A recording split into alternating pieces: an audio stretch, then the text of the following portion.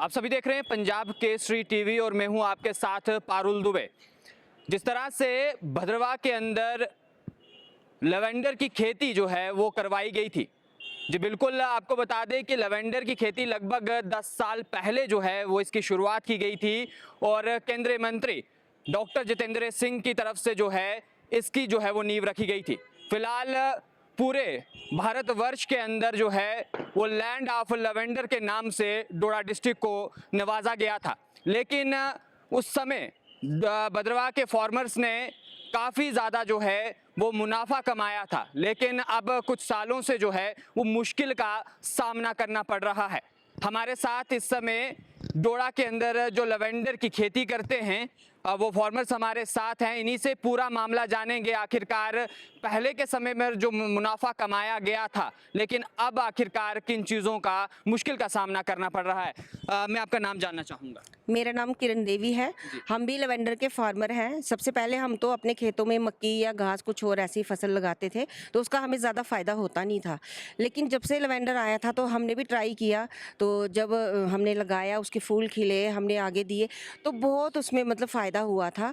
तो और अच्छी बात ये थी कि इसमें 2 फसलें होती थी तो दोनों फसलों में हमें अच्छा फ़ायदा हुआ।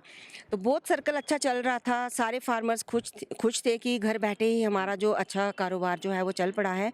लेकिन अब 2 साल से क्या हुआ है कि मतलब आम किसान को कोई फ़ायदा नहीं हो पा रहा है, तो बहुत दिक्कत आ रही है।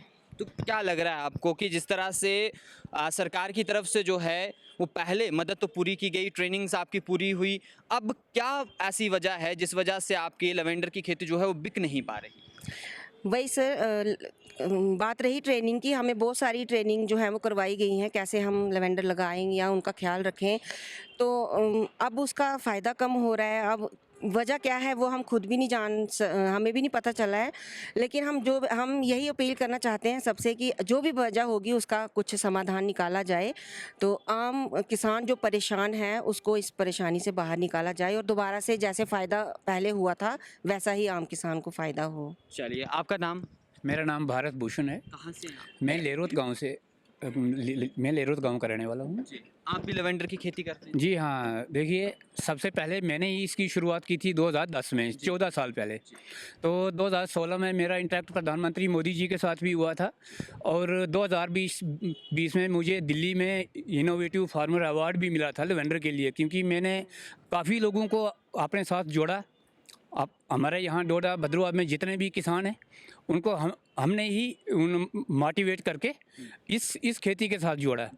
लेकिन बाद में हुआ ये कि जब सारे लोग, काफ़ी लोग इसमें पड़ गए, उनको ट्रेनिंगें दे दे के हमने अपने साथ जोड़ा था। तो जब फ़ायदे की बात आई आगे की, मतलब इतने साल बाद जब ज़्यादा फ़ायदा लगा उन्हें, अचानक से इसके रेट में गिरावट आ गई। तो क्या कमी मानते हैं आप? कमी का हमें भी पता नहीं है कि वजह क्या रही।